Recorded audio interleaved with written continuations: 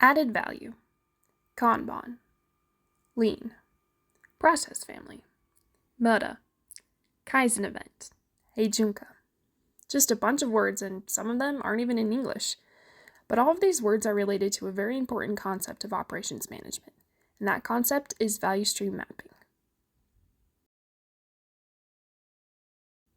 So what exactly is value stream mapping?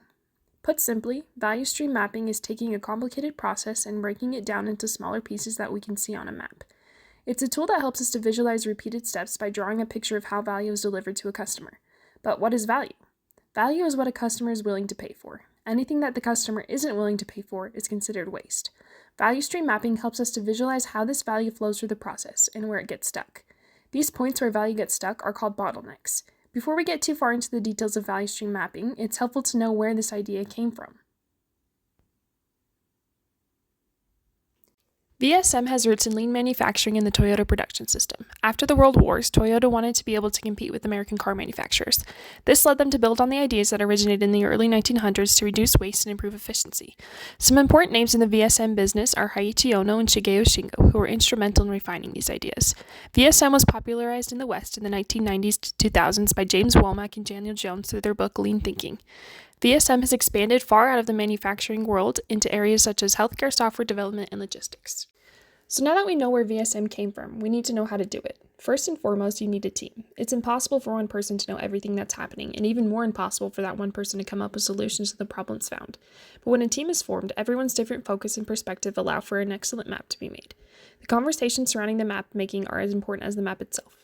Once the team is formed, it's important to gather as much information as needed. Information about processing times, inventory, waiting times, calendar time, person time, processes, basically everything that goes into making of a product or service.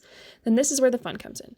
All of that information gets added to the value stream map. Every symbol represents some kind of object or process. It's impossible to talk about all of them right now, but here are a few examples. The arrow can represent a material flow. This triangle can represent inventory. A person can represent, you guessed it, a person. This one's a fun one. This is a Kaizen burst. This is an area that needs improvement. It might be an inventory backlog, a process with a long waiting time, or a messy storeroom. You get the picture. Basically, creating a VSM is creating a system of nodes and links. A VSM allows us to see how everything is connected. This can be done in many ways. Pen and paper, a whiteboard, sticky notes, software. The important part is that it can be seen and changed. Once the current state of the process has been mapped out, it is important to do some root cause analysis. We've identified areas that need improvement, and now we want to know why. This might involve many layers of questioning, but it is important to get to the root of the problem so that we can move on to the next step, which is to make a future state map.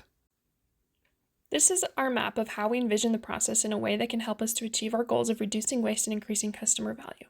There are lots of ways to do this by implementing lean methodology tools. One of these tools is to add a supermarket. This is just a buffer or storage area that helps to keep inventory organized and accessible. Another important part of the future state mapping is to identify the pacemaker. This is the point where actual customer orders determine the rate at which a process needs to run.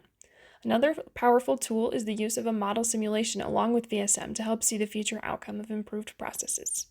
So now that we know what VSM is and how it is used, what's the big deal? Why should companies use it? One important benefit of VSM is that it removes silos. A silo is when a worker is working separately towards their own goals instead of focusing on customers. Another important outcome is identifying and eliminating waste, which is the whole goal of VSM. Continuous improvement, cost savings, and increased customer satisfaction are just some of the many positive outcomes of VSM. VSM helps us to identify our problems, and once we know what the problem is, we can actively search for a solution.